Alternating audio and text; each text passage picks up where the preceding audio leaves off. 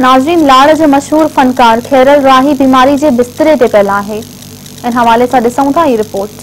पंहिंजी ज़िंदगी जे 40 सालन खां मथे जो अरसो फ़न खे ॾींदड़ लाहौर जो मशहूर अवामी फनकार उस्ताद खैरल राही गुज़िरियल 3 महीननि खां बीमारी जे बिस्तरे ते पियल आहे।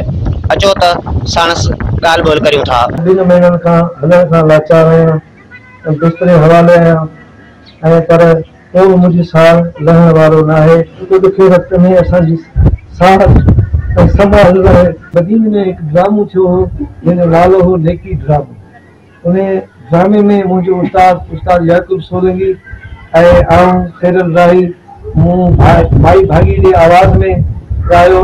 ही जॾहिं अञा प्राइवेट चैनल न हुया, उन वक़्तु PTV जो ज़मानो हुयो, उन में मूं प्रोग्राम कया। उन खां बाद में रेडियो पाकिस्तान हैदराबाद ते मूं काफ़ी कुछ कलाम गाया जो उस्ताद बुखारी के मूं गायो है।